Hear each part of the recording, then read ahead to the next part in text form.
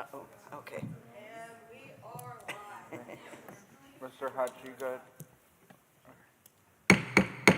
Good evening, it's 5:30 PM on Wednesday, August 26th. I'll call to order this regular meeting of the Cuyahoga Falls City School District Board of Education. Ms. Stoikoy, will you please call the roll? Mr. Gomez? Here. Mr. Harris? Here. Mrs. Schaefer? Here. Ms. White? Here. Mrs. Zimmerman? Here. Thank you. Item B is approve of the agenda. Number one is a motion to approve the agenda. It's recommended the Board of Education approves the agenda of the August 26, 2026 Board of Education meeting. Action by the Board of Education, adoption of consent agenda means that all items are adopted by only one singular motion unless a member of the Board of Education, Treasurer, or Superintendent requests that any such item be removed from the consent agenda and voted upon separately. So moved. Second. Any discussion? Please call the roll. Mr. Gomez? Aye. Mr. Harris? Aye. Mrs. Schaefer? Aye. Ms. White? Aye. Mrs. Zimmerman? Aye. Thank you. Item C is our opening ceremony. Number one is our informational items. This meeting is a meeting of the Cuyahoga Falls Board of Education in public for the purpose of conducting the school district's business. It is not a public community meeting, although there are opportunities for public participation. If an individual wishes to address the board regarding a topic found on the meeting agenda, the individual must complete a registration form found inside the attendance notebook and present it to the treasurer. Following an introduction of the topic by the board president, followed by board discussion, the individual will be recognized. If an individual wishes to address the board regarding a topic not found on the meeting agenda, they must notify the superintendent and/or board president of the topic no later than 3 business days in advance of the meeting. These individuals may share their comments during the board business portion of the agenda. In both cases, the individual will preface comments by an announcement of their name and address and limit comments to 3 minutes. All statements should be directed to the board president. No person may address or question board members individually. An unabridged board agenda for this meeting can be found on your electronic device at the address shown on the screen, and for your convenience, hard copies of the board agenda may be found on the table by the sign-in book. The next regularly scheduled meeting of the Cuyahoga Falls Board of Education is September 9th, 2026 at 5:30 p.m. in the 612 Campus Performing Arts Center Auditorium. Now for our pledge and welcome, Ms. Stoikoy. Please stand if you're able. I pledge allegiance to the flag Of the United States of America and to the republic for which it stands, one nation, under God, indivisible, with liberty and justice for all.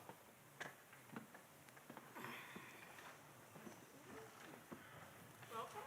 Our vision, Cuyahoga Falls City School District, the hub of our community, committed to a culture of caring. We innovate, we create, we personalize education for all. Our mission, every student, every day, every opportunity. Thank you. Before treasurer's business, we have 2 board members. We can't have staff meetings. So we have 2 board members who have gotten their 5-year pins, and so our buildings do this at staff meetings. That violates sunshine laws. So we're doing that tonight.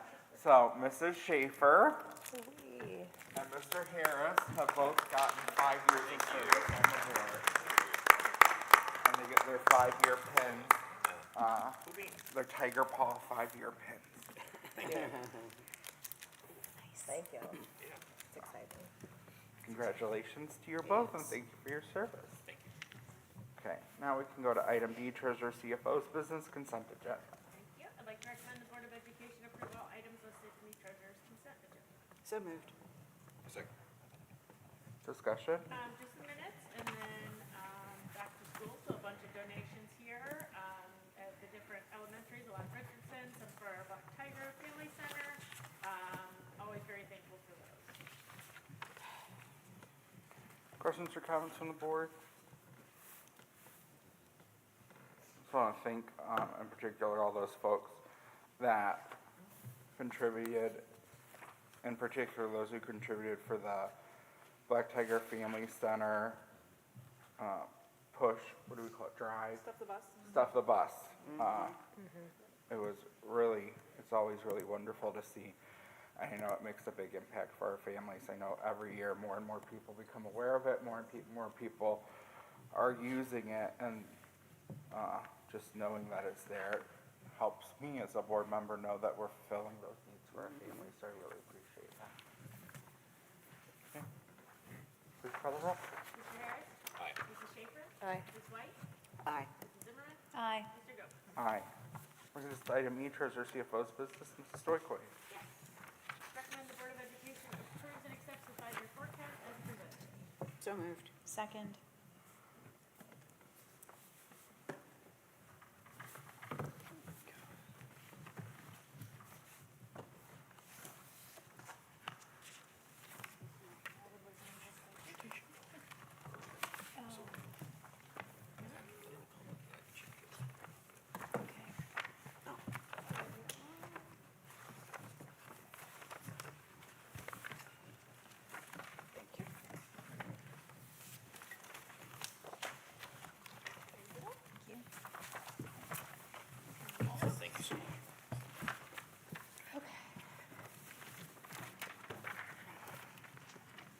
Okay. I'd like to go on record that I do not like doing this in August. It's not. For a multitude of reasons. I think February is worse, but I don't know, man. I don't know. But they're both bad. I can agree with you on I that. think the argument for August is like, you can say it's retrospective of the last Yes, fiscal year. yes. February, there's truly no purpose. Yeah, no. But the problem is like, we've moved to this fiscal year for, you know, For purposes for our of the first year for forecast. purposes of this, and like, we haven't even, like, nothing really like hits our books, like payroll and stuff like that for staff, their If new there contracts weren't until September. Punitive measures, it would be good for the purposes of the retrospective. Yes. Of like, this is what we actually spent, and now we can all see that. But Yes. The presentation doesn't like it in August either. Okay, all right, well, then we're done. I'll just kind of go over, you guys have it in front of you, and I'm not gonna read verbatim the first couple of things. I just, you know, we always start off there, the vision and mission and our strategic plan goals, which are very much a part of this forecast and our day-to-day activities in the fiscal office. And then the purpose is obviously, there's a few different things about long-range planning. It's for the auditor and the Department of Education to identify school districts with potential financial problems. Spoiler alert, that's going to be us. And to sign contracts based on, with continued operations. So as he's pulling it up, I will just narrate what's going on. So as I just mentioned, we are now, fiscal '27 is the base year for projecting the future years. Again, a lot of these things are assumptions or based on historical trends as we know them, but also at the same time, the landscape of lots of things is changed a lot over the last few years. So we do what we can with the information we have at the time, and just try to go off of a historical from there. Again, this will be the first time now in August. Last year it was October because had just been implemented, so it had to wait the 90 days. And then we'll be back again in February. And I did point out in here, they're really not aligned with property tax settlements or I know we do our permanent appropriations, but they technically aren't due till September by law. And a lot of people do wait until then for that.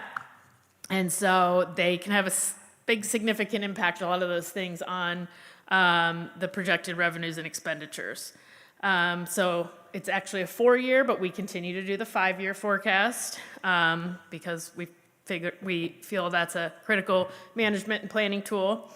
But overall, looking at it, we're still not going, okay. Overall, looking at the forecast in whole, we are projecting a shortfall starting next fiscal year in fiscal '28, so the 27-28 school year. If we wanted to remedy the entire forecast through 2031, we'd need to increase revenue 8.29%, or we would need to cut almost $7 million in expenditures in order to balance the budget there. And I have then, a question on that. yeah. Is that 7 million over the 5-year period, or knowing how those stack? So like, can you help me understand that better? Yes, and I'd have to look exactly because it calculates it for me, so I'd have to look, but I believe there's a cumulative measure, like if we did it today and cut that, then we would be able to eliminate and be in the black through 31. Okay, yeah. I mean, I don't know where we would find that, but Yeah, it's, you'll see, it's difficult. So overall, the summary, just keep checking, Ryan, so you just give me the sign when it's up there. Again, this year we are ending very, very tight, a little under $400,000.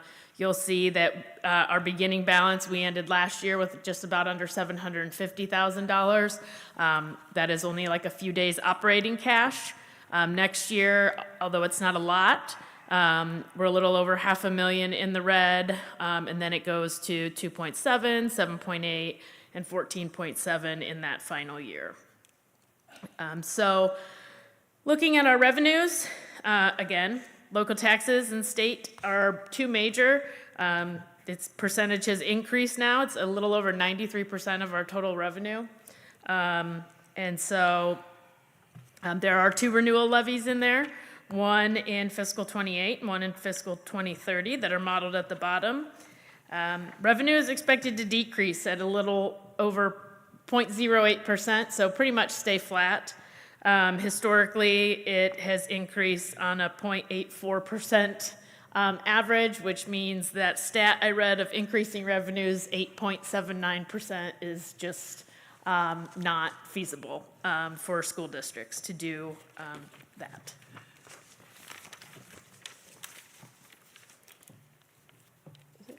You can keep going. To the next slide. Okay. Whoop, back, yep. All right, so real estate, so again, the, yes, so the 4-point mill levy that will expire at the end of tax year 2028, which will be final collection in 2029 on that. And then the 3.7 million emergency levy is ending at the end of this tax year. So that one will need to be passed by next November in order to continue it without lapsing. And then, as you know, back in June, the board agreed and approved a resolution to place an additional 5.5 mil property tax levy on the ballot. If approved, that levy is projected to generate sufficient revenue to carry us and be in the black throughout this forecast through 2031 and potentially beyond, but my forecast doesn't go out that far, so. We did just go through, one of the big things is we just went through the sexennial reappraisal. We have not gotten like our final numbers or anything from the county yet. So what's in here and what we use as our assumptions is based on kind of, you know, the general percentages that they have announced. We do not have any, you know, there's different class 1, class 2, all of that. So we don't have it broken down the details yet, but we did go by those percentages, which they had announced is about 19% in the city of Cuyahoga Falls and about 24% in the village of Silver Lake. And so once we get those, we'll be able to, you know, modify this, but it's not going to change significantly again because of House Bill 920 and because House Bill 335, if you recall, caps our inside millage to that inflation. So it's really not, even if there's slightly a difference, it's really not going to change anything at all. Let's just repeat that just because property values went up by Yes. 19 and 24%, we Yes. do not get 19 and 24% more revenue. No, we do not. Has the state announced how and or who is going to decide what the gross domestic product deflation factor, like who is giving us that number? I'd have to go back and look, but because it's in there, I have it somewhere, but I don't remember off the top of my head. But I can get that information to you. Thank you. Yep. So based on what we have projected, you know, we are still not at the 20 mil floor. So a lot of those new legislation that were enacted last year do not affect us. We're getting closer. But class 1 for us is roughly about 27.8 mils. Again, that's based on those estimates. Once we get the final numbers, we'll know exactly what our effective millage is. We are above the threshold in both. And again, I just talked about House Bill 335. And so that was again. Well, and they've made it almost, they've basically punished people who are on the 20 mil floor Yes. in such a way that now, if you're on the 20 mil floor, you have to now get off the floor Yes. by going and passing another levy, because you could grow on the 20 mil floor, but instead, and you were never going and passing a levy because you had this growth. So now you have to help your community understand that we never needed a levy, but now we need a levy, and then they're gonna feel the levy anyway. Yes. And that's a whole, I don't envy those districts that are on the 20 mil floor because of, there's a number of credits that are happening on people's tax bills and then payments, and then it's only going to happen for a temporary period of time, the clawback for the certain years, and it depends on what year you had your reappraisal in, and then your bill's going to go right back to kind of what it was, what it is, which is going to be higher than those credits, and I can't imagine having to explain that to your community members, because I remember when all this legislation first came out and we were at a 5-year forecast workshop where we go for a day and there's a bunch of treasurers, and we had a very difficult time trying to fully grasp exactly how it was going to work. And I don't know that at the time, because it was so new, as you know, with most legislation, then once it starts rolling out, they figure out that there's these hiccups, or, oh, we can't do it this way, or we need to pivot and do something else. So I can't imagine having to deal with that. I would have loved to have been on the 20 mil floor, and now there's part of me that's a little glad that we weren't, so we don't have to deal with explaining that. But it's overall, for the state and for public school as a whole, it's very difficult. This just shows, I think if you hit it one more time, Brent, yep. So you've seen this before, but it just kind of shows the increases that we've had in the past. The last time we had a sexennial reappraisal was 2020. It went up about 13.76%, and then the triennial update was in 2023. It went up 26.48, so you see we're in between there. So it's come down since 2023, but it's still up from 2020. And then hopefully, by February, we will have, what our actual values are for 2026. But you can see how it's increased back even from 2020. It was $878 million, and it's projected in 2030 to be almost $1.5 billion, which is close to double in 10 years, which impacts a lot of other areas, which we'll get to later. Public utility, again, a small portion. It's only about 1.42% of our total revenues. Legislation over the years has really, this used to be more of a not windfall, but a revenue generator into the millions and millions of dollars for districts, and legislation over the years has also eliminated that to school districts. The state share of local property taxes, your homestead and rollback, so there were also some changes to that in the past legislation. So they are phasing down that 10% property rollback, but they're phasing up the owner-occupied credit. So over 4 years, so that will eventually even out. We shouldn't see any change necessarily in our reimbursements for this from the state. Homestead reimbursements will continue based on eligible applicants, and that's about 6% of our revenues at this point in time. Unrestricted grants and aid, or our state funding, or lack thereof, is about 23%, little over 23% of our revenues. So the Fair School Funding Plan is in place. I put that in quotes for this year. At this point, it is, in quotes, 100% funded, as it was a 6-year phase-in over the, last couple bienniums. So this year, we're looking at, the state contributes $1,250 per pupil, and then next year, which I think is about 15%, and next year we are scheduled to be at the 10% minimum, which is about $882 per student that the state is giving us. And the reason for that is it's important to know, and this is not me saying this to our community, it's the state saying this to our community, is that according to the state of Ohio, our community is too wealthy for the state to give us any more money. And now I, like all my fellow board members, live in this community. We know the reality of our community, but it's the state of Ohio saying this community is too wealthy for us to contribute to the education of the children of this community. correct. And so I think as we drive around this community, we know how out of touch that is with the lived reality.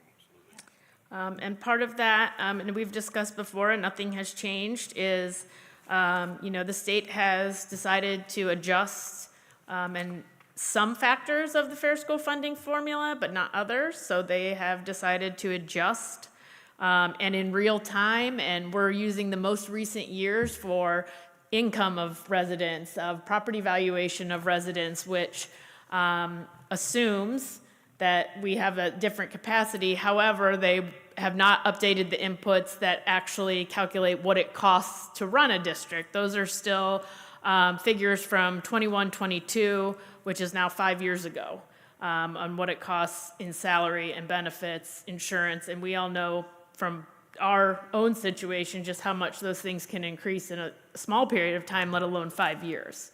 And so, but they're using the others.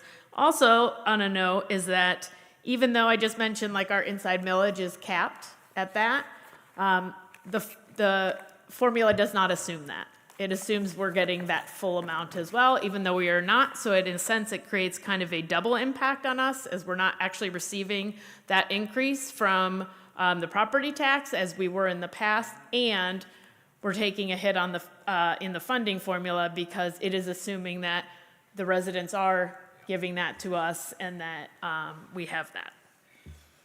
Yeah. So looking forward, so as we know in January, we will start the new process for a new biennium budget, which I'm sure a lot will depend on what happens in November at the polls in many different races, but in January is when the governor normally puts theirs out. And then it goes through the House and the Senate before it's reconciled at the last minute before July 1st. But there are 2 biennium budgets in this forecast now that are unknown. We don't know if that Fair School funding plan will continue, if it will be fully funded, if it will be something completely different. We've left our revenues pretty stagnant for that, as we have in the past always. But there could be some drastic changes, maybe good, maybe bad, depending on what that looks like. The next graph just kind of shows down at the bottom there's, if you see the per pupil cost that the formula is calculating. So this year, it's right around $8,200 for each year. But all of those costs, those base costs, again, are based on 21-22 figures. So if you had based them on more recent, it would be higher. And it would reflect more of a cost per pupil to educate, which we know that there is more of a cost per pupil than $8,200. But right now, that's what the formula is doing. That's about what they give A voucher. people for vouchers. It's actually less for a high schooler. That's less than what a high school voucher is. It's 5 figures. So then the next page is where we kind of talked about this capacity per pupil, where they determine what, their share of this formula is based on what they feel that the community is, capacity is to, provide basically through their taxes, part of that $8,200. So looking at the bottom, you can see the state share per pupil this year. 1,251 of that 8,200, and then we're just bare minimum, 10% through the rest of the forecast. So this is saying that our district should foot more of the bill for our education system through property tax, but yet there's also a contingent in Columbus who are trying to minimize and even do away with property tax completely, so. Correct. And they just I did a don't bunch of property understand. tax legislation that will eventually push more districts to put property tax on the ballot. So it's Or not, I guess not they're- really, that didn't really, I don't understand that, but I mean, maybe their argument would be they're trying to get us to close or cut costs. I mean, that would be their argument. Well, they want to convert public schools into charter schools, they got Yeah. that. Yep, they sure do. Because they slipped that in and they submitted that waiver to the Department of Education to be able to convert public schools into charter schools. And schools like, there's schools in the Akron district that are at risk of that happening. Yes. And then, just speaking of going to the next one, I like to leave this in here, that the Ed Choice voucher amounts, K-8, the state gives 6,166 this year, and for 9-12, they give 8,408.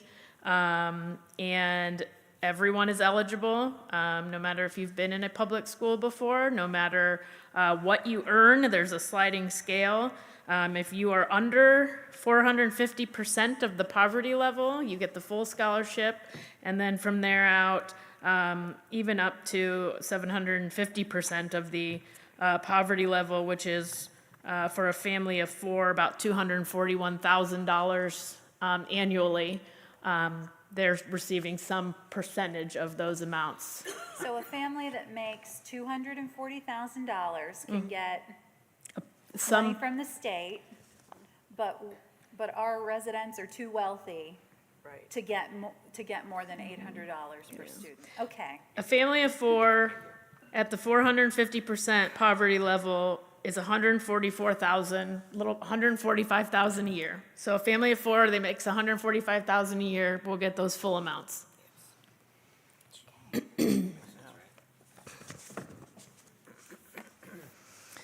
you can't voucher into our school, so.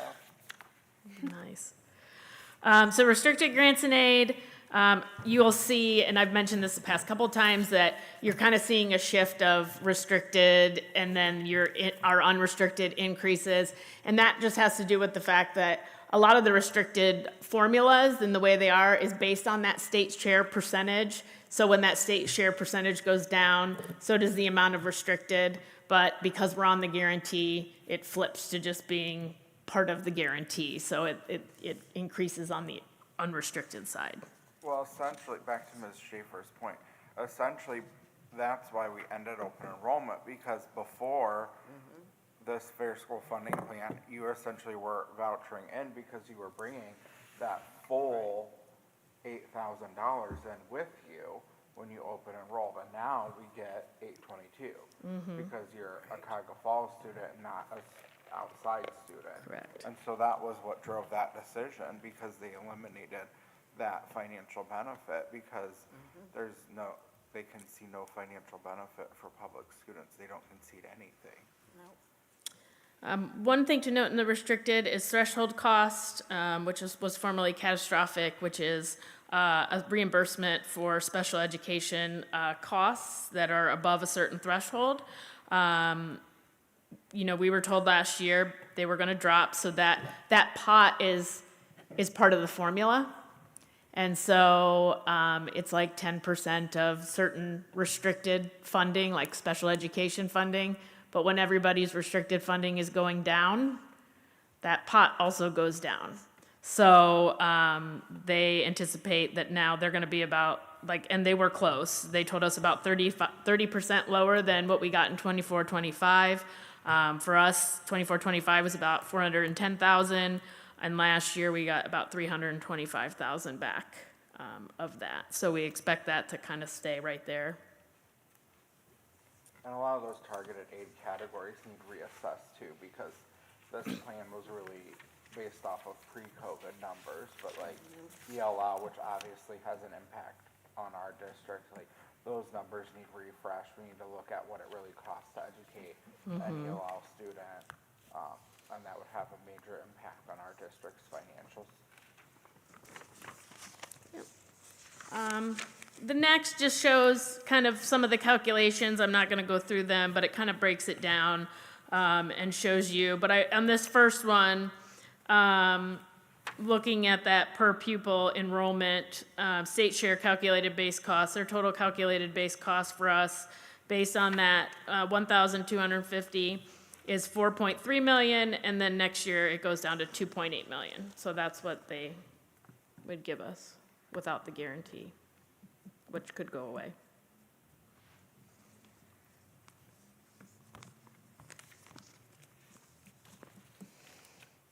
You can go through the other ones, yeah.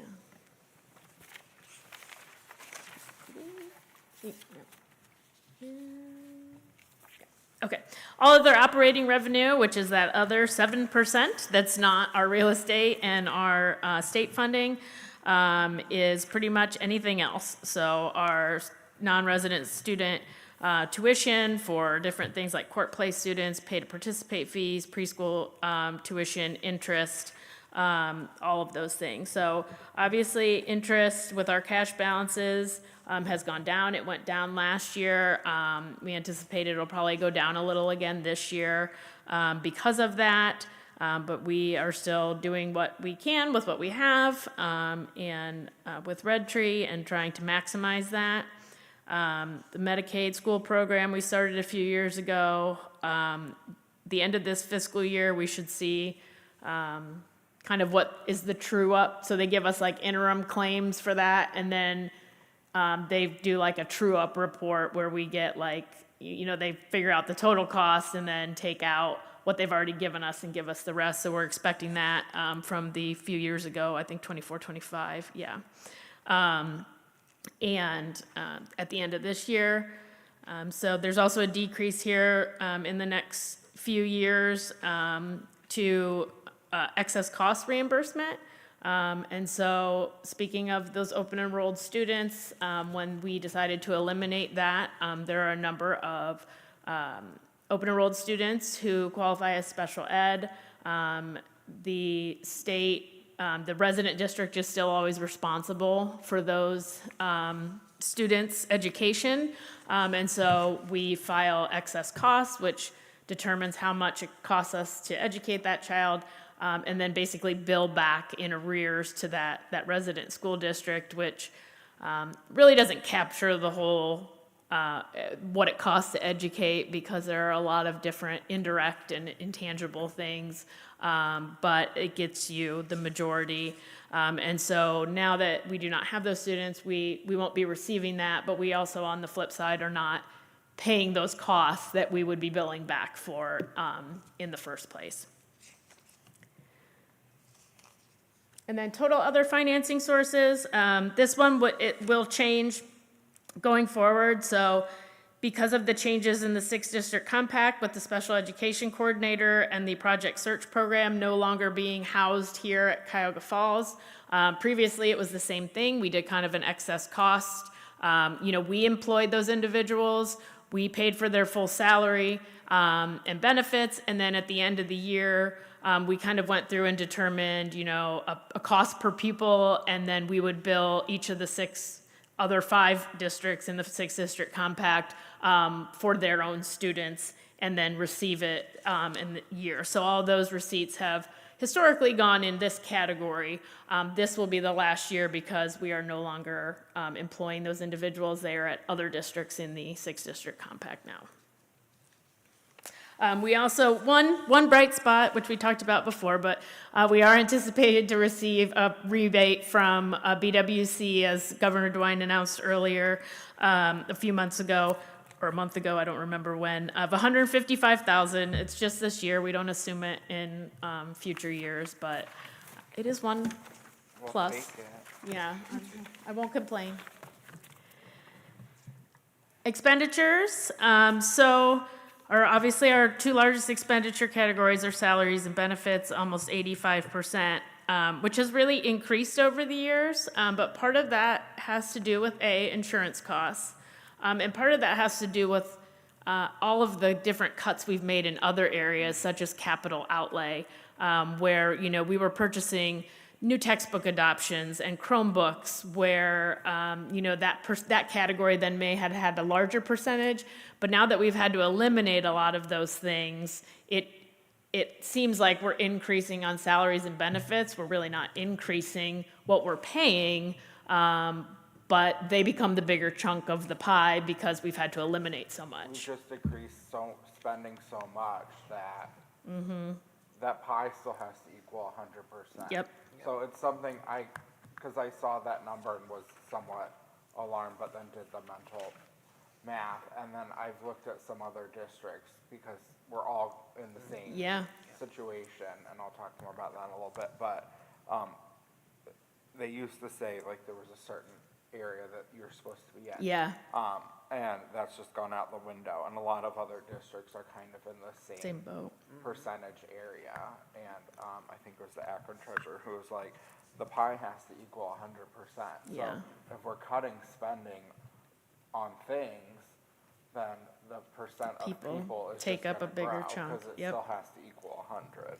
But that's gonna come back, what do they say? The hens will come back to roost, because you can't put off, there's only so long you can put off buying Chromebooks or buying curriculum. Yep.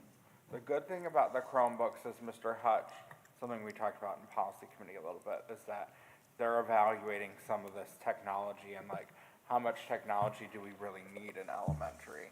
So that, well, depending on the outcomes of that research and that study, is that could save us some money if we decide one-to-one at an elementary level is not really developmentally appropriate. And they're doing some study and research on that.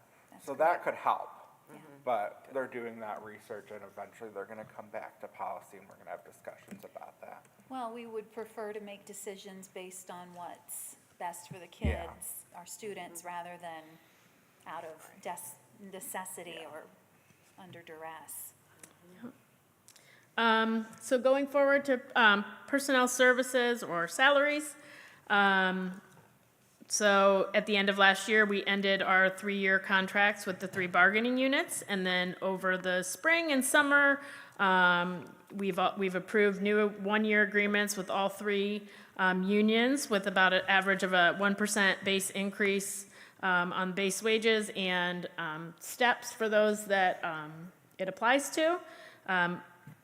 For future years, and I want to be very clear when I say this, is that in 28 and 29, it assumes 0%, but steps.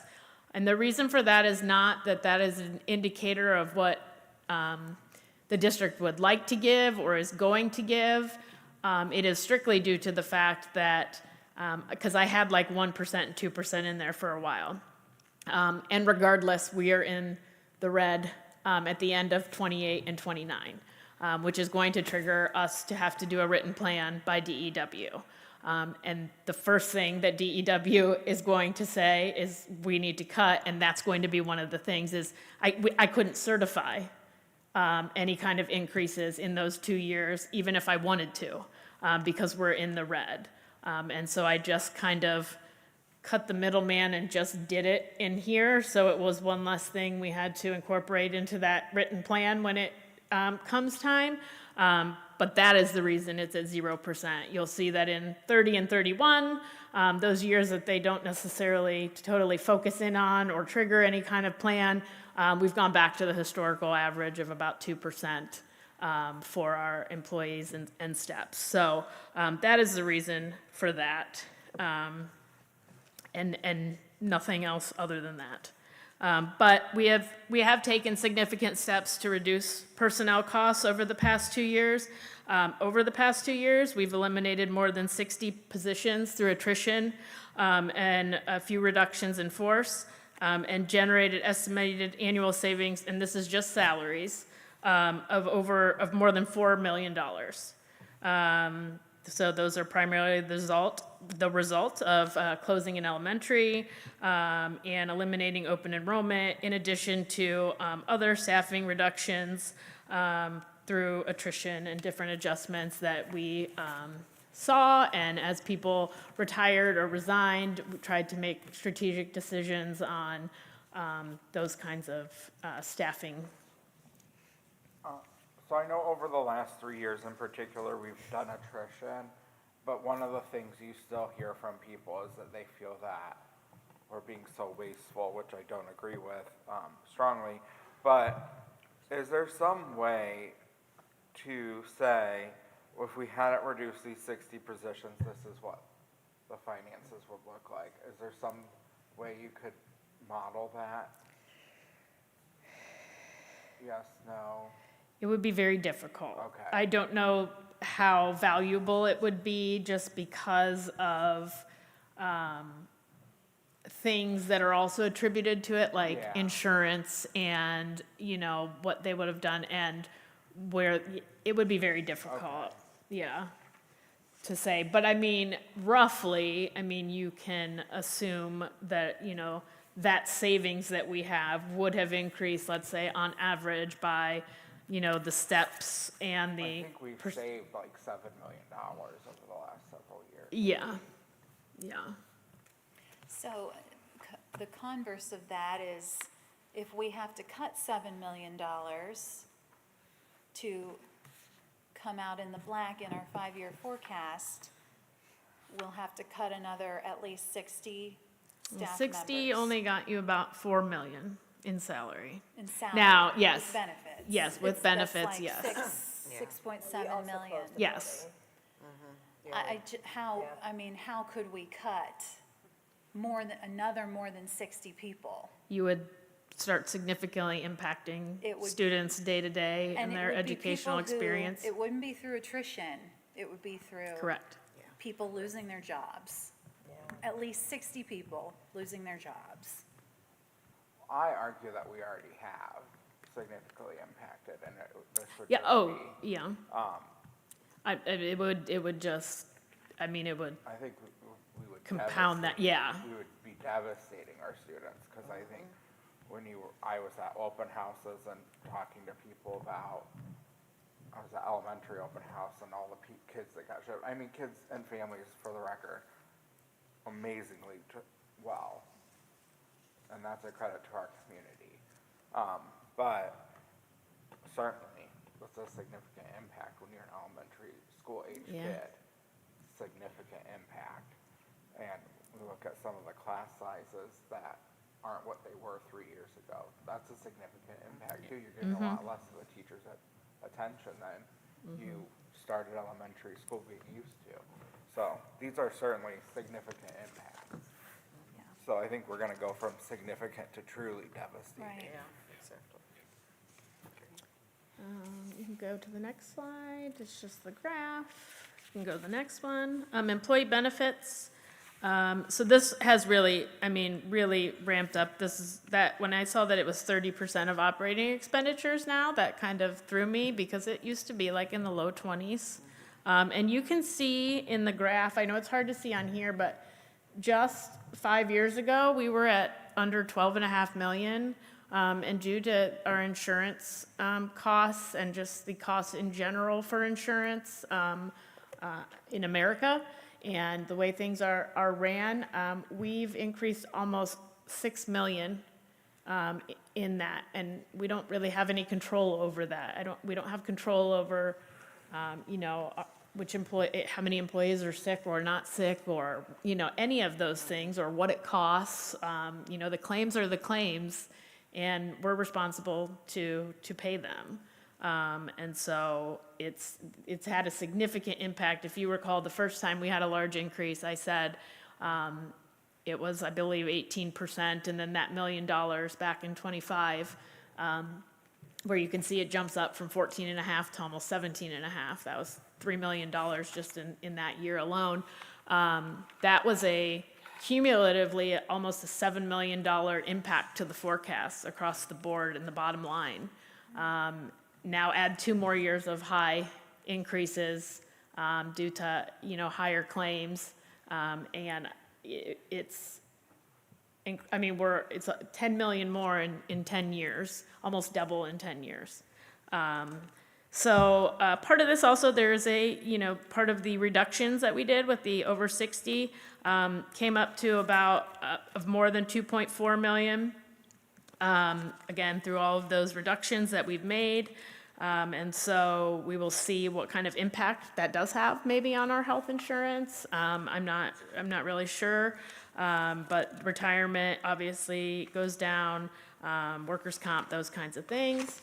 And then looking at our insurance, again, I said that 18.14, we had renewal rates in last year of 21.5 in medical and 5 in dental. And then for this year, we were at 21.3% in medical, and dental premiums increased 2%.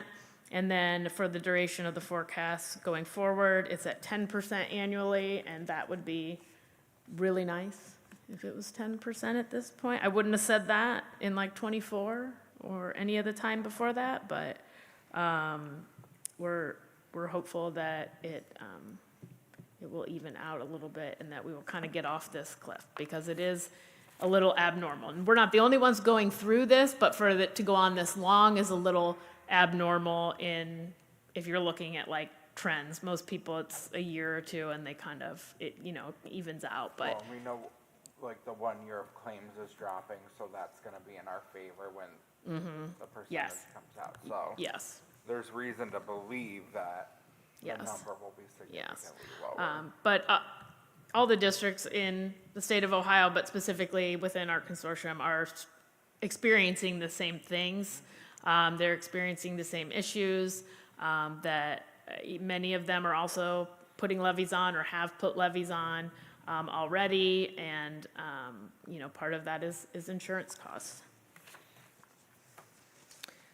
The next few categories, again, there's not a whole lot anymore to really talk about because we've cut a lot of spending in these categories.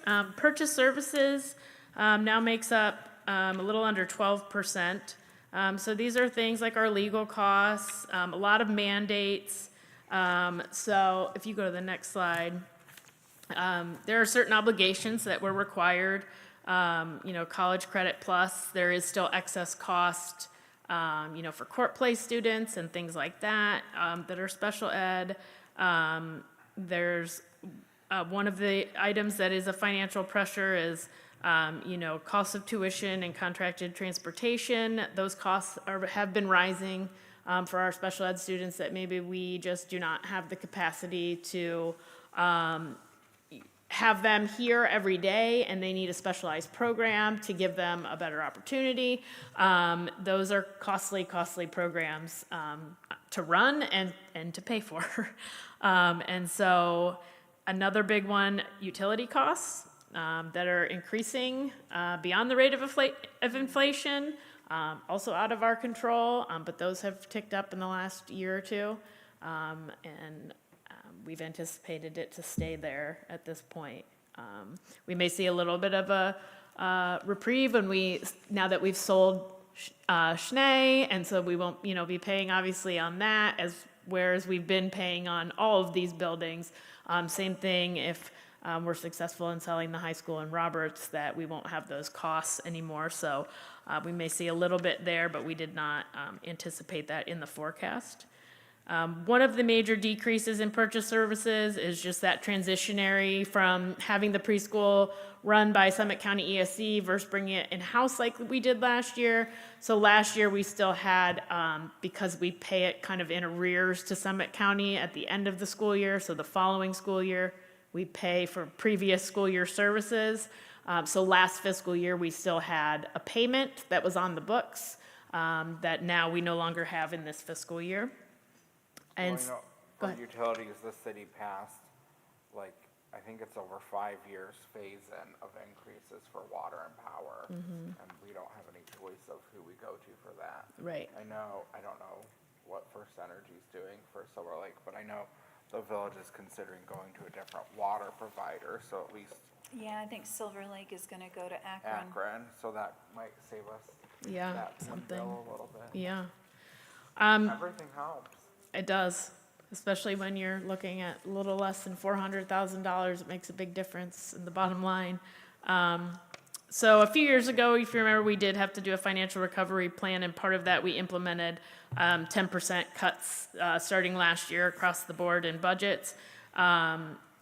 Those budgets have been maintained at those reduced levels. So while there's not an additional cut on top of those, they haven't gone back up. So we've maintained that 10% cut level in '26 throughout the forecast. And there are a few reductions just reflected in our building substitute, some of our nursing costs as a result of closing an elementary, and some of the relocations that we've done. Supplies and materials, this used to be major purchases would be our textbook adoptions. So we did a textbook adoption last year. We technically did the adoption the year before, but we paid for it last fiscal year for K-5 science. And at this point, all subsequent curriculum updates have been deferred beyond the current forecast period. And so this now supplies and materials is a little under 2% of our total budget, where it used to be significantly more when we were making those adoptions.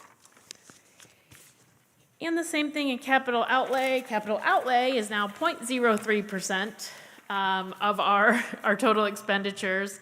And the reason for this is a few things. So we had used the emergency levy, particularly because we do not have a dedicated permanent improvement fund, the emergency levy, and other operating funds that we get, but primarily the emergency levy was kind of used as our permanent improvement fund. And so those items really hit in this category. And so those big spikes were, the 4 elementary buildings that we upgraded the HVAC over a few year period.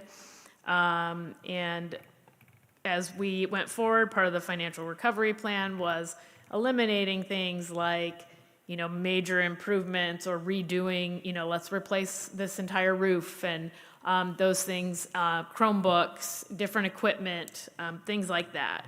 And so the one thing I want to point out and why this is we're only spending $19,000 is that the proceeds from the sale of the buildings that I just mentioned, so Schnee and anything that happens with high school and Roberts, are legally required to go into a permanent improvement. So they don't go into the general fund, which means they do not affect this forecast.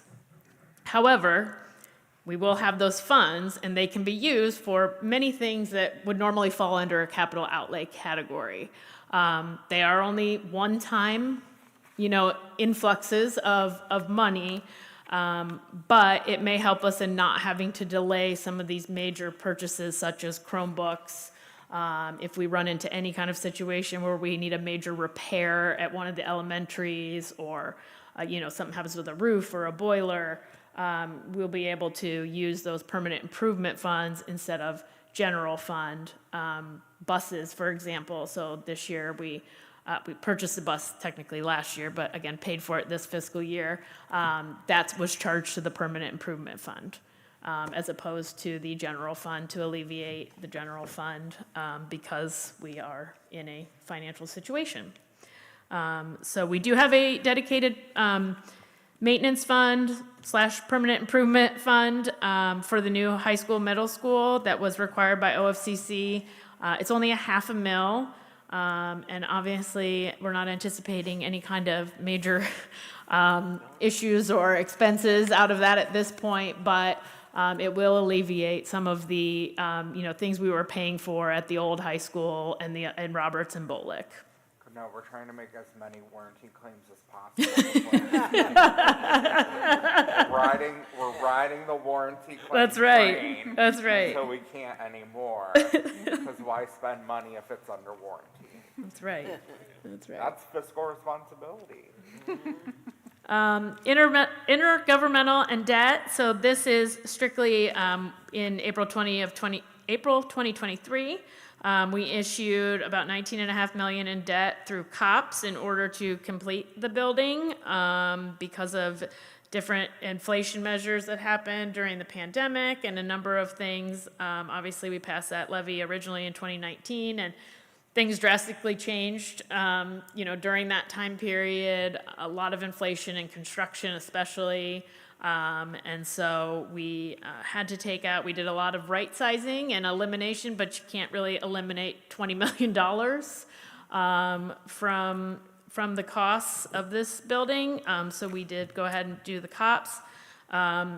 We were supposed to start paying it out of the general fund in '26 due to some excess LFI funds because we have interest there, and when the interest was high, back, during post-pandemic and, post-pandemic there, we are able to use, these are COPS proceeds and then interest on those COPS proceeds. We are able to use those to just turn around and pay the debt then on the COPS from that. So we have enough to get us through 2029.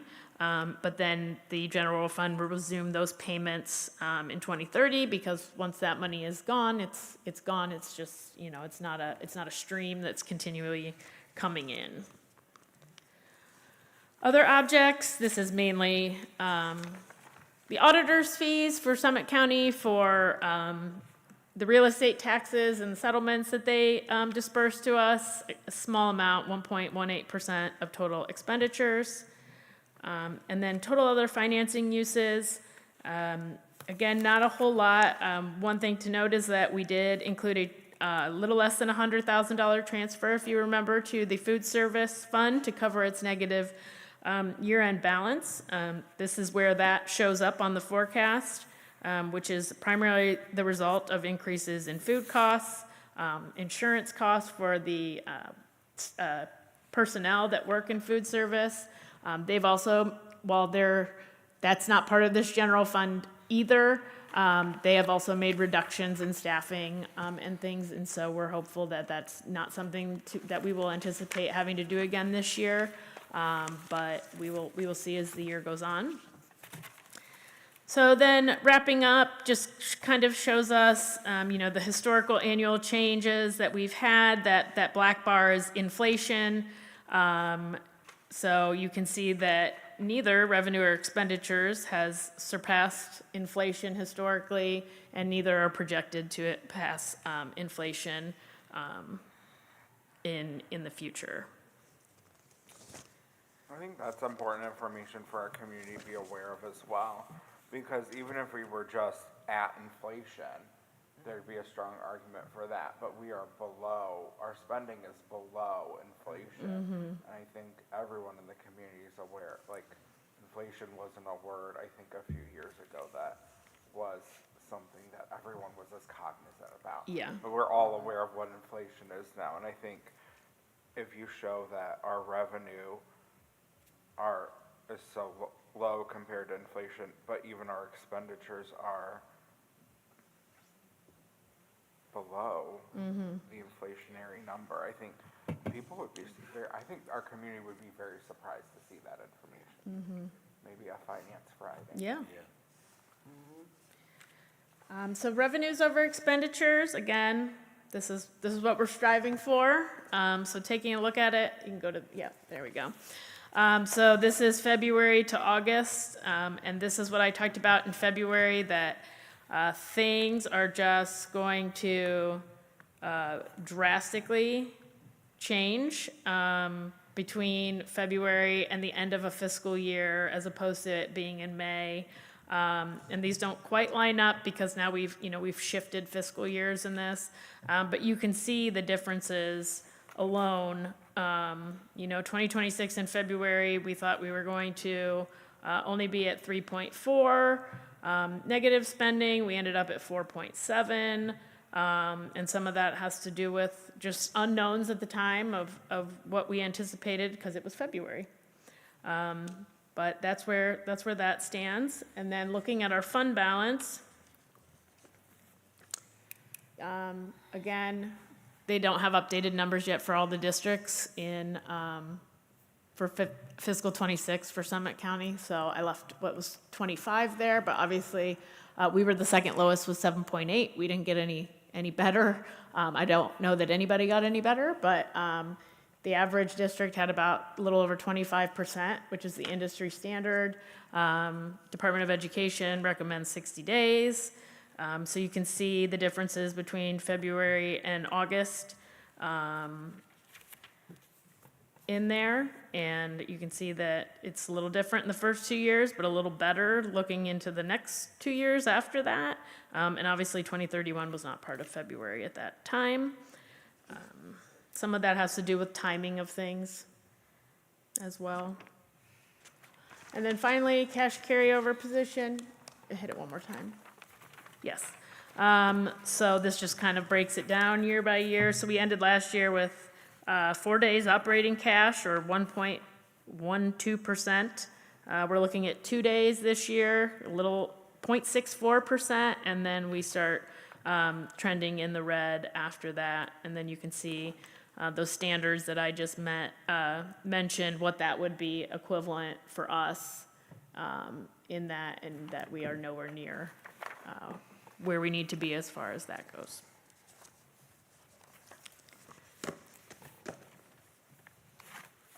Any questions?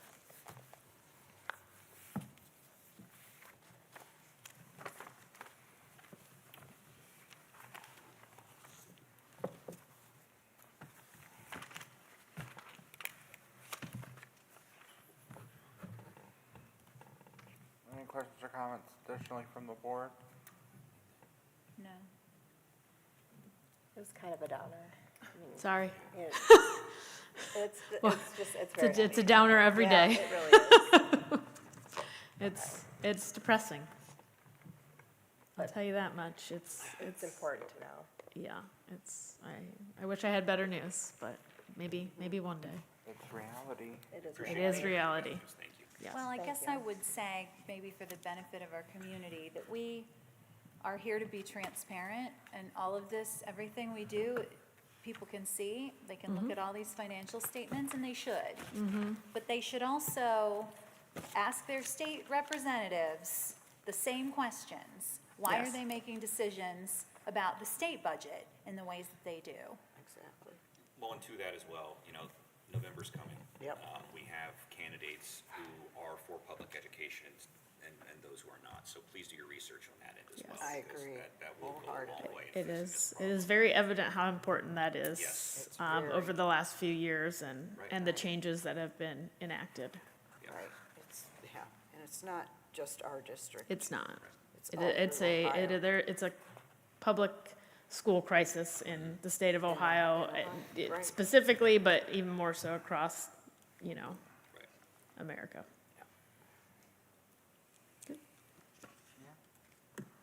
As, Senator Brenner was talking about how much it takes to educate a child in our public schools on Facebook last night. But schools that take vouchers, like a high school, they get over $10,000 for a high school student, but most of them charge even more than that. So they're still making people pay in addition to that. Plus they have those non-refundable application fees, which should be illegal, and all those other things like that. So when you talk about what it takes to educate a child in a public school, 10,000, anything above $10,000 shouldn't be seen as unreasonable when that is the base level voucher funding Yes, that's being given. correct. That's right. And they're not responsible for transportation, and No, they're that not. falls on the public school to expend those costs Right. for them. Special There's education five, services. They don't, $5.90 yeah, right Exactly. there. They don't have to And take so- special ed or anything they don't want. Or they can just not take that kid, Yep, Correct. so. It's interesting Or how take them and take their money and then not service them. not service them. Will you call the roll, please? Mrs. Schaefer? Aye. Ms. White? aye. Mrs. Zimmerman? Aye. Mr. Gomez? Aye. Mr. Harris? Aye. Thank you. It brings us to your financial transactions and reports. Yes, I'd like to recommend the Board of Education approve the July 2026 investment schedule and monthly spending report. So moved. Sorry. I won't go into this because I kind of just went over a lot of it, but the one thing in there is the commercial banker, Commercial paper and bankers acceptance reports. that we are required each year to have you guys approve and send off to the different entities, the auditor, DEW, although this will be the last year we have to send it to them because some of the law changed in regards to that, but we will still have to approve it. The board still has to approve it, but she doesn't have to send it to all the state agencies. Questions or comments? Please call the roll. Ms. White? Aye. Mrs. Zimmerman? Aye. Mr. Gomez? Aye. Mr. Harris? Aye. Mrs. Schaefer? Aye. I was gonna say, they got them out late for everyone, because Akron had to do theirs in August too. So it wasn't just, don't feel special. Any other questions, any other comments? No. Okay. Brings us to item F, Superintendent CO's business, Dr. Selico, your consent agenda. Thank you, Mr. Gomez. It's recommended that the Board of Education approves all items listed in the superintendent's consent agenda. So moved. Thank you. Not a whole lot other than personnel-related items. We have the typical transfers that you would see each year. We had a couple last-minute transfers. They're reflected in the agenda. We had some classified appointments that you can see listed. Coaches, so finalizing some of those positions. We have a leave of absence. We have an extra duty. We also have some resignations there as well, and then finally, volunteer soccer coach. And then for our 2 memorandums of understanding with the Akron Public Schools, those are MOUs with the Akron Public Schools for Redeemer Christian School and Faith Islamic Academy, and those are to provide Title I services to our students who attend these non-public schools, and Akron will be providing the services, and we again are the fiscal agent for that.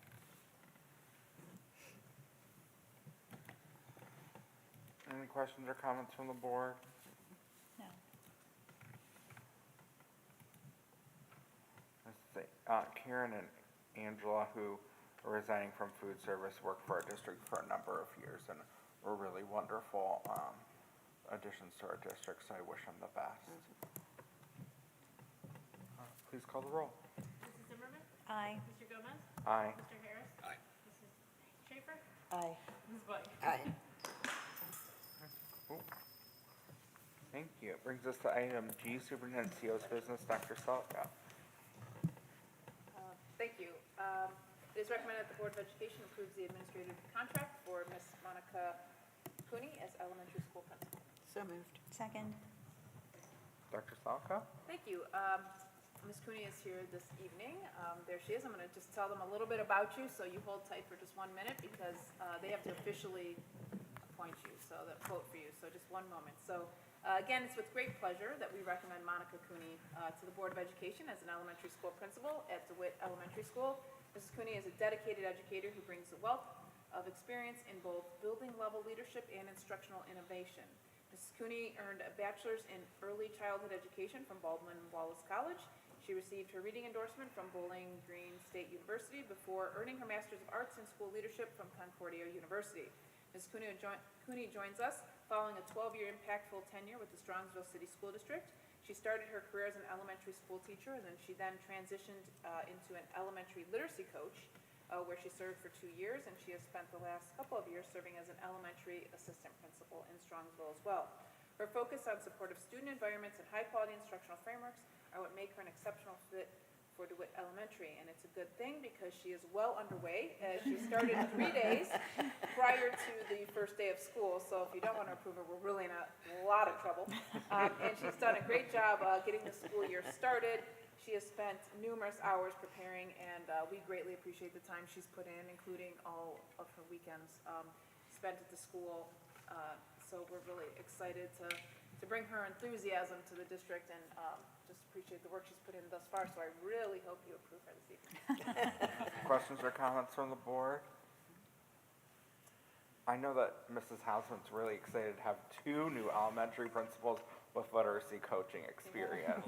I'm sure that you didn't, if you could pick any experience for an elementary principal, that's probably at the top of your list, so. Yeah, that's pretty thrilling. I know it was a last minute shuffle. That's a Yes. sports term. Thank you. job. Nice. Trying to stay on theme for you there. But I think we won out in the end. You've been really just coming with so much enthusiasm, and it's been great to see you. And I've heard good things about how we're working out the loop and all that excitement. So I think we really got a great addition to our district. We're happy to get to welcome you. Crash course in traffic engineering. Yeah. That's on my informal comments as well. Cliffhanger. Will you call the roll, please? Mr. Gomez? Aye. Mr. Harris? Aye. Mrs. Schaefer? Aye. Ms. White? Aye. Mrs. Zimmerman? Aye.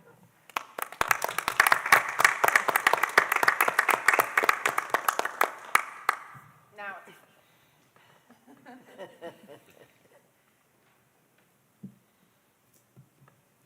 So I know I've gotten to meet all of you informally, but I did just want to formally and sincerely thank each member of our Board of Education for your confidence in me as the new principal of DeWitt Elementary School.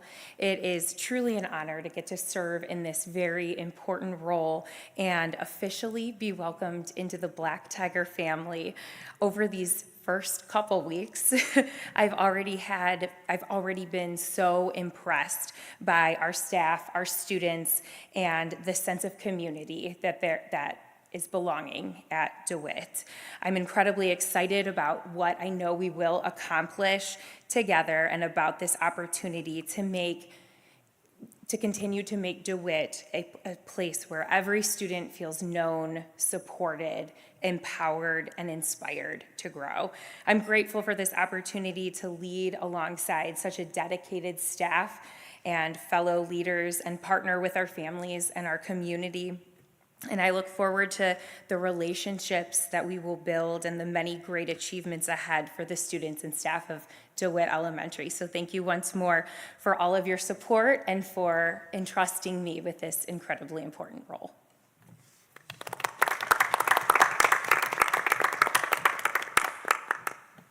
Okay. And your comments, Dr. Salika. Thank you. I have a number of things this evening to just recap. Again, congratulations to Ms. Cooney. Excited to have her. I'll start there because one of the things you mentioned, Mr. Gomez, was the loop, the infamous loop at DeWitt. We spent countless hours over there trying to make it work and improve it, and we really have come a long way. I know that Ms. Cooney sort of inherited that idea from Ms. Scala when she left, and then just trying to make it work with what she had. And each day we tweaked more and more. We had different members of our team over there kind of assisting and trying to help out and problem solve. And, you know, Mrs. Hausman's laughing because well, not at the moment, but she was laughing all the way because I had joked that I had been there with Ms. Cooney for an hour and a half after school, you know, problem solving and coming up with all these ideas, and I couldn't be there the next day. And then it's like seamless as Mrs. Hausman's there, so everyone's high-fiving over there while I'm getting very irritated staff members, people sweating, irritated. So and then she went again, and then it was seamless, and then a couple of times I went, they were a little bumpy, but I'll just take it. I don't need any credit or help with it. I'm just happy that it's working better, and we're getting better each day, as is the high school 612 campus here. I didn't check today, but I know Mr. Smith has texted me each morning, and our students, the bell rings at 7:55, and they're in by 7:50. So that is a vast improvement from last year. Students should not be tardy. Hopefully we're staying on track with that. But we also know that busing alleviated some of that with our high school students coming in. That took off some fewer cars that are out there as well. But we really honestly did not revamp anything. We did meet in the summer. We talked about different ideas. But we thought, let's just give it a go based on those small, tweaks and see how that goes along with bike riders. We have lots of bike riders as well. And so while this opened up all the parking, which is going to be helpful, it didn't necessarily assist with trying to make a better traffic flow. We do have another backup plan just in case something goes awry, but we have definitely been problem solving. So happy about the teamwork that our staff has been doing with that. This is no particular order, just a bunch of notes. I'll point out before I forget, I didn't want to interrupt Ms. Stoikoy's flow, but when she mentioned, we talked about this earlier today, when she had stated about the $882, or whatever it is that the state's going to eventually give us, the minimum. And if you look at what it does cost to educate a child, to your point, Mr. Gomez, about the $10,000, so we're at around, according to last year's report card, of course this varies each year, but it was about $13,000, just north of that. And so if you do the math on $882 or whatever it is, you're at 6.6% that the state is so graciously giving us to our students. So I really think that's an important point. That could be a Finance Friday. Yeah. I'm just saying, we're supposed to be coming up, Yep. we were all told to come up with new ideas, Yeah, so. there you go. Hey, you took one of mine. And I give think credit we're below the state average. Yes, yeah. And way below the national average. Yeah. And way below orange, because the plain dealer's been writing about orange a lot. Yes, I came And from that taking area. them to task. They sure did spend a lot. So we had obviously our opening days. I want to thank all of you for coming to Convocation. A little bit different spin on it this year, as you had mentioned. Certainly a sports theme here that we we had a good time, and then just really wanted our staff to have some camaraderie and some time to just, after last year being an intense year, just to enjoy one another, and some prizes that they also, that didn't hurt their motivation either, so that was kind of fun. I just appreciate the work of the team. There's a lot of work that goes into that. I don't know that everybody understands the magnitude. We talk about it all summer, right, Ms. Stewart? Yep, all summer. So. And even the spring, that's true. Something that inspires us, we put it in the bank. It's true. I actually just said to her, I think I have an idea for next year. Yes, So, she did. I did. You mentioned Stuff the Bus, so thank you to all our partners that, the YMCA, the library, Silver Lake was a contributor this year. We had other partners, the Elks, of course, so just grateful to all of them.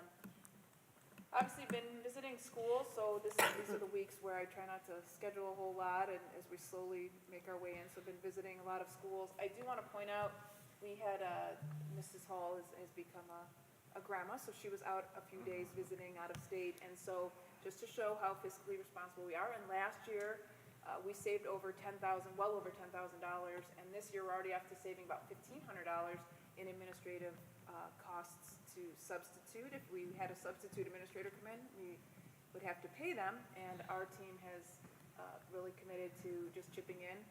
I took an afternoon, Mrs. Hausman took an afternoon, I think the elder was there. We just all kind of go over there and help out. And I would love to say that, I mean, the Lincoln staff was so gracious in thanking us for being there. They do appreciate it, as did Silver Lake. I was there a few hours the other day as well. So just want to point out that we are trying to cut every way that we can, save money. So we talked about the start of the year. We know that we opened up our football season. We had the tailgate. Thank you to Ms. Stewart for leading that, and for all of the schools for contributing the work that they did. We had a nice tailgate. We have lucked out on weather every year we've done it. I shouldn't jinx us, but it's been great. Our open houses have gone well, very highly attended, and I know many of you were there as well, but each one that I was at was very highly attended. Really appreciate our families coming out and our staff committing to that, and really working with our families to get them acclimated. We had our tennis kickoff. Our tennis courts are looking beautiful. We had some matches there, so we've been starting that. We kicked off our opening to preschool, so always, one of my favorite days to just see them and sometimes hear them. Woo! They come in with a roar, and when I mean roar, I mean sometimes crying, but just precious. Just love seeing them, but we're off to a good start there as well. And that really concludes that. We have Labor Day coming up, so we come into school for several days and then we get a day off. But it's been a busy week. We went off to a little bit of a bang on the first day, but we've leveled off, and we're smoother sailing in all our buildings. So thanks to everyone who made it happen. Do you know how many of our eligible high school students are taking the bus? I actually just asked Margie that question. She said she needed another day to kind of let it shake out. So actually, I probably should get that number tomorrow. But it's a lot. Yeah. It's been more than she anticipated. Strong ridership. That's great. Yep. Yeah.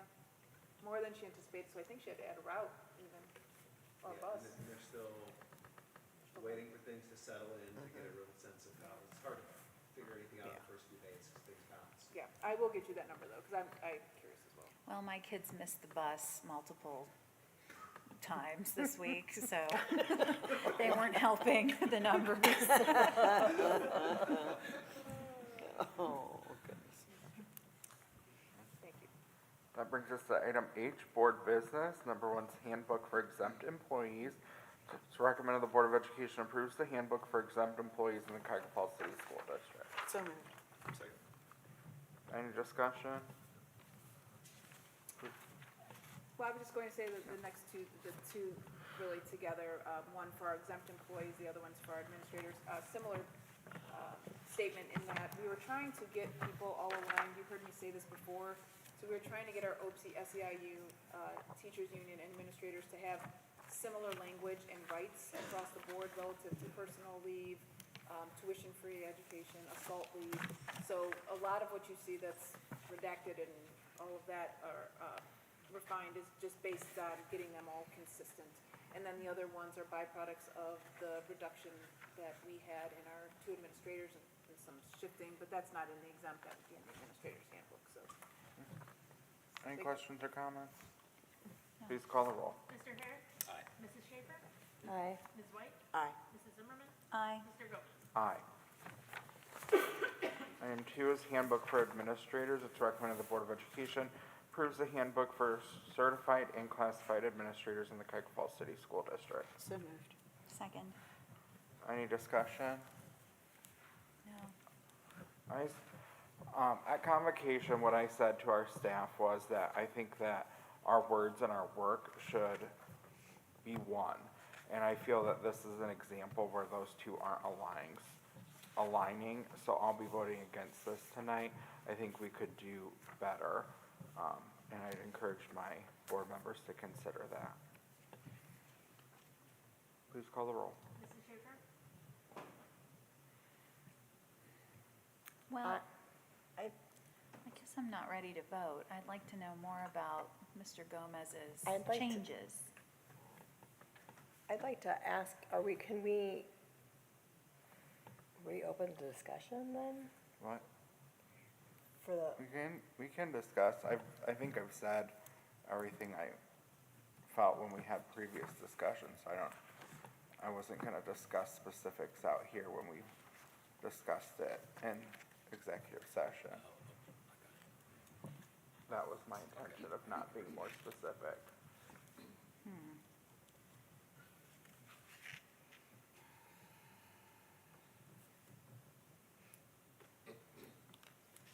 I didn't want to be more specific since we've had discussion about this in executive session. I didn't think being more Okay. specific would be appropriate. I don't remember. The other option would be to table it and discuss again, I suppose, in executive session if you felt that Sorry. way. I I'm just- sorry, guys. I mean, That's okay. that's where I was coming from in making a generic statement. Yeah, I didn't have any questions since I shared it, so I didn't. I've- There were any questions? Dr. Salco knows my thoughts, and I thought that was the more appropriate way to. Okay.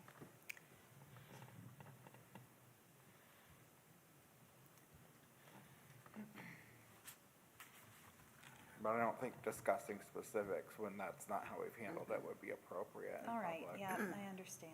okay. Because it could get too specifics, I which I don't think would understand. be appropriate. I understand. So I'll make a motion to table it. Second. Any discussion on the motion to table? Can we discuss this in an executive session? We could add that topic to the executive session. Do we need to For make today. a motion to add the topic to our executive session? We'll handle that when we get to it. Okay. Roll call on the motion to table. Ms. White? Aye. Mrs. Zimmerman? Aye. Mr. Gomez? Aye. Mr. Harris? Aye. Mrs. Schaefer? Aye. Item 3 is calendar revision. It's recommended the Board of Education approves the revisions to the calendar for the 2026-2027 school year. So moved. Any discussion? Patty? This is just changing, as a result of negotiations, just changing the conference nights. So the We'll conference, I'm sorry. We'll communicate with parents, obviously. So the only Only thing for- changing is just the one pre-K to 5 night is moving Later in the year, because Yes. they don't have enough Right. time to really, for the data. Right. And so administration's gonna communicate that to families as well as the rationale, because I think that it's a great rationale, so Yeah. they're gonna communicate that. Any other questions or comments? Please call the roll. Mrs. Zimmerman? aye. Mr. Gomez? Aye. Mr. Harris? Aye. Mrs. Schaefer? Aye. Ms. White? Aye. Item 4, memorandum of understanding with Ohio Education Association. It's recommended the Board of Education approves the memorandum of understanding between the Ohio Education Association and the Cuyahoga Falls City School District. So moved. Second. Any discussion? This allows us to have, technically, we had to, previously, we had to have the 6 days of a posting And then we were running out of time, it was really getting, close to the start of the school year, which is why you saw some of those last minute transfers, but this allowed, we worked with the union, this allowed us to have 4-day posting instead of 6, so it just shortens our timeframe, which I appreciate them doing. Any further questions or comments? Please call the roll. Mr. Gomez? Aye. Mr. Harris? Aye. Mrs. Schaefer? Aye. Ms. White? Aye. Mrs. Zimmerman? Aye. Item 5, settlement agreement with Cuyahoga Falls Education Association. It's recommended the Board of Education approves the settlement agreement between CFEA and the Cuyahoga Falls City School District. So moved. Second. Any discussion? This is just a settlement that we had regarding, with a teacher, to settle a grievance, in lieu of a grievance. I recommend that we approve it. Thank you. Please call the roll. Mr. Harris? Aye. Mrs. Schaefer? Aye. Ms. White? Aye. Mrs. Zimmerman? Aye. Mr. Gomez? Aye. Item 6, resolution of statement of facts, 5.5 mil operating levy, November 3rd, 2026. Whereas the Board of Education of the Cuyahoga Falls City School District has declared necessity of levying additional tax in excess of the 10 mil limitation for the benefit of the school district pursuant to provisions of section 5705.217 of the Ohio Revised Code. Whereas the Board of Education adopted a resolution determining to proceed to levy a tax in excess of the 10 mil limitation. Whereas the Board of Education believes it is important for the public and press to have information about why the levy is being placed on the November ballot and the implications for the school district of the levy passing or failing. Therefore be it resolved by the Board of Education of the Cuyahoga Falls City School District that the board hereby adopts the attached statement of facts that include information about why the levy is being placed on the November ballot and the implications for the school district of the levy passing or failing. District personnel, when talking about the levy, are directed to use the attached statement of facts as a guide so they are consistently communicating factual information to the public and press about the levy. In addition to the attached statement of facts, district personnel may share other information with the public and press as long as such information is factual.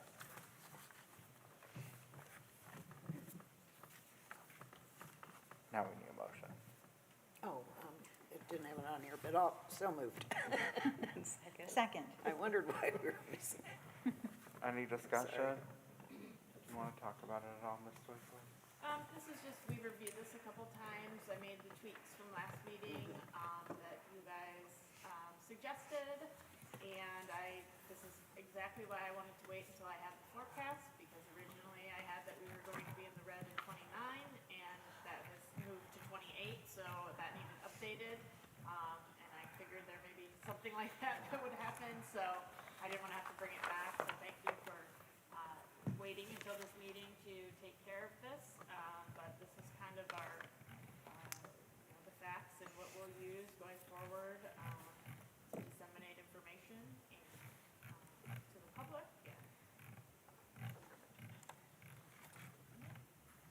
And we'll share it with staff as well, intentionally to make sure that they are aware, in particular, like our secretaries, who will certainly get phone calls about this to make sure that we're not putting them in an uncomfortable position of what can they say, what can't they say. And in their official duty as a secretary, this is the information that they're permitted to share under Ohio law. Please call the roll. Mrs. Schaefer? Aye. Ms. White? Aye. Mrs. Zimmerman? Aye. Mr. Gomez? Aye. Mr. Harris? Aye. Okay, brings us to item 7, future agenda items. Do you have any future agenda items? I had one I wanted to ask. One of the things we had talked about when we changed the middle school teaming was to talk about how honor students were being handled, so I wanted to know if we could have some discussion about that at a future meeting. I don't think we need like a full-scale presentation by any means, but I know that's something that we were interested in. So now that things are starting to get settled, if we could get some information about that, maybe like a more informal presentation, so no one has to like do a whole PowerPoint by any means. Sounds good. That's all I have. Anyone else? Okay. Brings us to committee reports. Do you have any committee reports, Ms. White? September 1st, construction core team meets, and The student achievement meets on September 2nd. Thank you. Mrs. Schaefer? I don't have any. Mine is Community Engagement Empowerment Team meets tomorrow. Oh, that's right, I forgot that. You're right. Sorry. And then, under athletics, I talked with Dr. Salico, and we're gonna ask Mr. Johnson to get us a list of senior nights for fall sports at some point as well. Because I know Dr. Salico likes to go to a lot of those, and then it helps us as well. Mr. Harris, did you have any? No, I don't have anything. Dr. Selico, I know we haven't seen anything, but Business Alliance Council, that'll be starting up eventually, right? September 8th or 9th, September, whatever that okay, I thought- Tuesday is, okay, yes. perfect. We talked about it today. Perfect. Mrs. Zimmerman? The Foundation and Alumni Association met the first Tuesday of August, and they're just doing a lot of work, a lot of improvements to their website and all of their processes. They're working really hard to update a lot of things, and very supportive of what we do. And then the Financial Advisory Committee met yesterday and just basically went over the financial forecast and a little preview. One thing we did talk about is we had no applicants for openings for the Financial Advisory Committee, and I think maybe the application process is a little onerous, getting the 2 letters of reference from people and all of that. So we might consider, I know it's in the board policy how it's done. We talked about maybe changing that, making it a little easier to apply, and kind of having it open on a rolling basis instead of setting a deadline. So maybe we can. If you have specific recommendations, we'd be happy to look at them in policy if you want to send them over. Okay. Yep. I don't think the deadline piece is in the policy. Okay. So that, The main that's thing would be, I something we think, could would just decide. change the letters of reference to list 2 references instead of having to get them to write a letter for you, would be the main thing. That brings us to comments, and you're actually up first, Mrs. Zimmerman. Oh, me? Yeah, you're up first. on the Okay, list. so I went to the Tiger Tailgate with my 2 sons. They kind of complained about going, and they said, how long do we have to stay? But then we stayed for the football game, and my younger son, who was saying he hates football, was sitting with me, cheering, getting into it. And then my older son, when it was like time to leave, I couldn't find him. He was socializing. So, total turnaround. I helped with the Silver Lake Open House, and we had a nice time, just welcoming. We had a lot of new faces from the redistricting, and I was in the cafeteria trying to give away a bunch of books that our library had divested. So that was nice. And then finally, I want to say to Ms. Stewart, I really appreciate your graphics. They're not AI-generated slop. I noticed that, and thank you for that, because you can tell, we can all tell. There's a lot of it out there. That's all. Okay. I am up next. I was at the middle school and high school open house and had a great time. I gave a lot of people directions, and I unintentionally became in charge of putting people in the line for the high school to get their high school schedules, because there was nobody doing that, and I'm type A, so I just did that, but the counselors greatly appreciated it. So I had everyone in their lines, and then I was telling people as they came in, and are you here for high school or middle school? Okay, because the middle school people just saw a line we're trying to get in it. I was like, let's not do that, because you're gonna stand on this line and be very upset. So, Mr. Smith came over and was like, so this didn't work, where should we put this next year? So we had a good conversation about how he's not gonna have the counselors where they were next year, because the line situation was not good. But it was great to see all our families at that. Convocation was great. Our administration did a phenomenal job with that. I was then at Lincoln open house with my nephews, and again, we had a lot of new faces. Like I said before, our families, it's a credit to our families because our families were incredibly gracious about the situation that they're in, and I was very humbled by that. I also made it to preschool open house, and that was just so filled with joy. The kids are so fun, and one kid walked up, because they just go in and they start playing with the toys, and one kid looks at another kid and goes, "Your dress is pretty, we should be friends." And it's just like such a preschool moment. How wonderful is that? And then walked with my nephews to the first day of school at Lincoln, so that was a lot of fun. I was also at the Tiger tailgate, and Meet the Tigers as well. I really enjoy Meet the Tigers every year, getting to see the athletes come Yes. across. And then with Honesty for Ohio Education, I was able to attend a meeting with Senator Blessing, who's actually a Republican, and he's not mad at you saying that. He likes people to point that out, that he's a pro-education Republican state senator, and he was very gracious with his time and talking about this session, what he thinks can and cannot get accomplished this session, but he is not on the ballot this year. So he'll be back next session, and about how he thinks he has a good chance of becoming education chairman, and how what his priorities will be if he is education chairman. At minimum, he believes he'll be vice chairman of education committee, and just really pushing for pro-education policy, what he would like to see done. He's the lead sponsor on the You Got to Know, We Get to Know Act to get transparency for any non-public school that's taking voucher money, to get equal transparency for them, that anything public schools have to do, he wants them to have to do as well. And just really great stuff. And he talked about, we offered some ideas about different things we'd like to see in that bill. He's very open to that. He knows that bill's not passing this year, so it's gonna get reintroduced next year, so he's very open to ideas for amendments. And then, while I wasn't there, State Rep Justin Pizzulli, who's also a pro-education Republican, he just wants to get rid of vouchers completely. He's in a rural area, and all they have are public schools. So he doesn't understand why, as a state representative, he has to vote for bills to just give money away to opportunities that people he represents don't have. So, I mean, 2 years ago, I wouldn't believe that we're having these conversations with Republicans because we didn't have people like this fighting for us. So it's not a partisan issue, as some would like us to believe it is.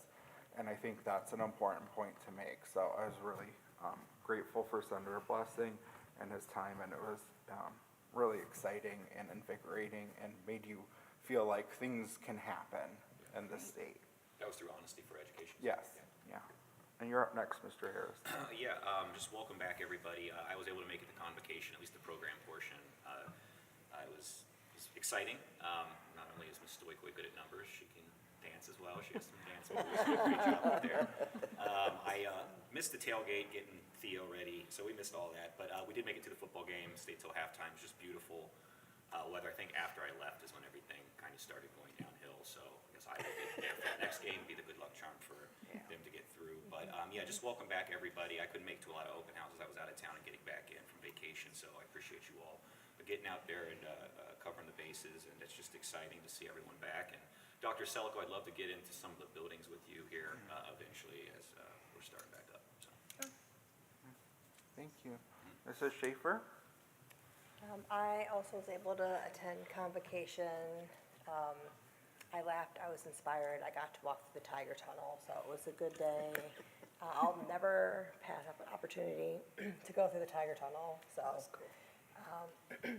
I did not get to go to the open house for the middle high school. I did get to go to the preschool open house, and my kids both attended Preston, so I kind of wanted to see it transformed into the preschool, so that was neat to see the little ones. Although I guess when I walk back into elementary, they all look like preschoolers to me. If I'm being honest, they're so tiny over there.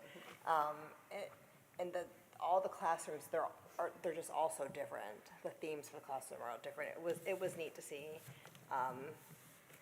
And Tiger Tailgate, it was a beautiful day. It was hot. There was zero shade, so not to complain, but beautiful and sunny. And I didn't get to stay for the football game, so in my head, it was great. There you go. Okay, Ms. White? I also attended convocation, and it was nice having it at 1, and it was nice to walk through that tunnel. Yeah, it I didn't was. have to duck at all, so I that didn't, was, I that was didn't great. either. But again,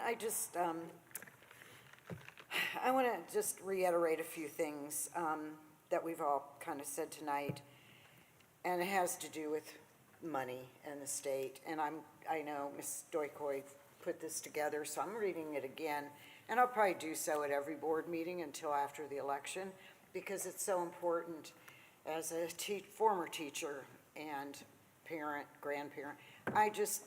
It just matters. So let me just share a few things. Ohio's share of K-12 education funding has dropped dramatically, falling from nearly 45% to about 33%, placing Ohio among the lowest states in the nation. By the 27-28 school year, the state's contribution is projected to fall to approximately 10%, about $822 per student. As Ohio has fallen from 24th to 41st nationally in state revenue per pupil, and now funds education at $2,672 per student, below the national average. Vouchers. More than 166,000 students participate in voucher programs. Following the state's expansion of eligibility in 2023, most new voucher recipients were already enrolled in private schools. Ohio's investment in voucher programs increased from $394 million in FY 2020 to more than $1 billion in 2025. Meanwhile, the Fair School Funding Plan was never implemented. Gee, didn't we have a Rolfe decision back in, I think, 98, 99? Okay. This indicates the district will receive the minimum level of state funding allowed under Ohio's funding formula by FY '28, approximately $882 per student. We know to educate students it's well over $12,000 per student. I'm sure it's probably more, but whatever. I don't know. This is just, I don't know.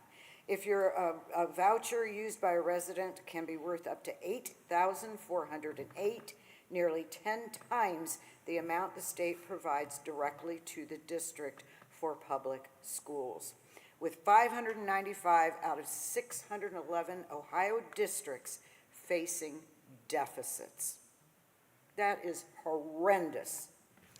Absolutely horrendous. Now, I have a little Irish in me, and I do get mad occasionally, although not often, but this is irritating. It makes me so angry.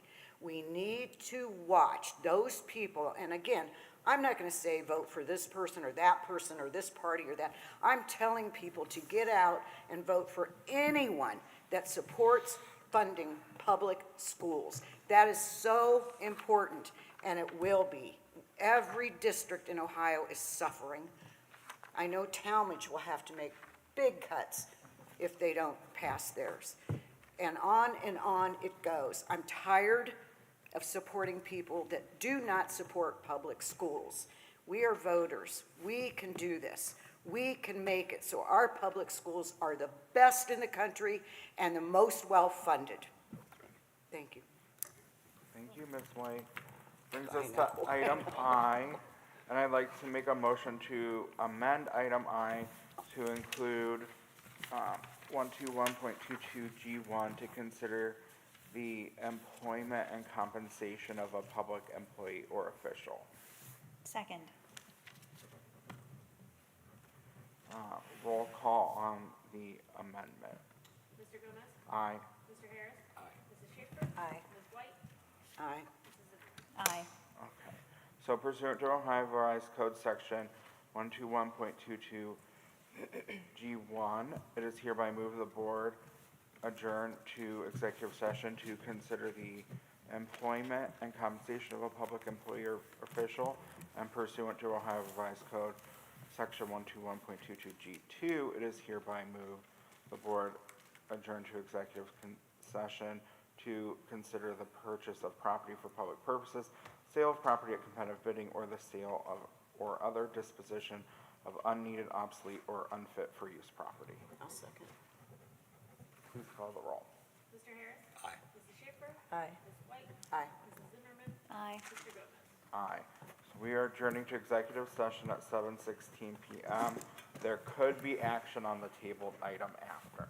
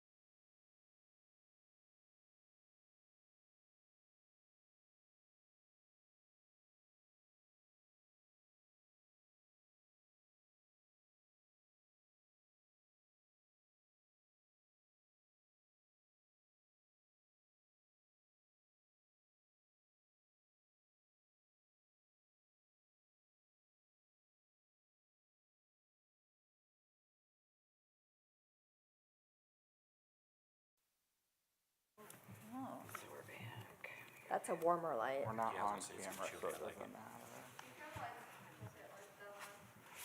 Are we?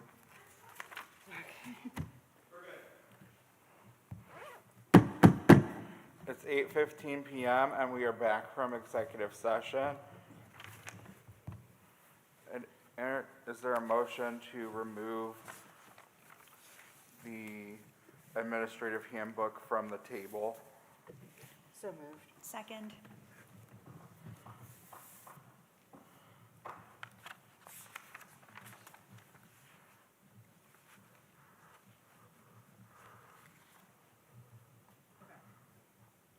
We call the roll on taking it off the table. Mrs. Schaefer? Aye. Ms. White? Aye. Mrs. Zimmerman? Aye. Mr. Gomez? Aye. Mr. Harris? Aye. Is there a motion to approve the administrative handbook? So moved. Second. Discussion?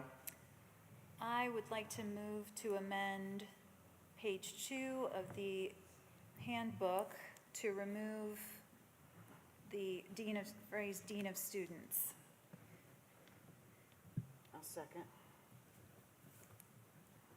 Is there discussion on the motion to amend? Is that the only page it's on? Okay, just making sure. Okay, will you call the roll on the motion to amend? Mrs. Zimmerman? Aye. Mr. Gomez? Aye. Mr. Harris? Aye. Mrs. Schaefer? Aye. Ms. White? Aye. Thank you. Is there discussion on the amended administrative handbook? I would just say, I appreciate the discussion we have. The reason we discuss these things in executive session isn't for lack of transparency to our community. It's because these are things under law that we can discuss in executive session, and so we do that to protect people, to protect our employees, and so that's the reason we do that. The ultimate product of what we're voting on and how we vote is of course done in public, but just for the clarification for our community, I think that's important to note. Okay. Please call the roll for approval. Ms. White? Aye. Mrs. Zimmerman? Aye. Mr. Gomez? Aye. Mr. Harris? Aye. Mrs. Schaefer? Aye. Okay, that brings us to item J, motion to adjourn. It's recommended the Board of Education adjourns this meeting. So moved. Second. Please call the roll. Mr. Gomez? Aye. Mr. Harris? Aye. Mrs. Schaefer? Aye. Ms. White? Aye. Mrs. Zimmerman?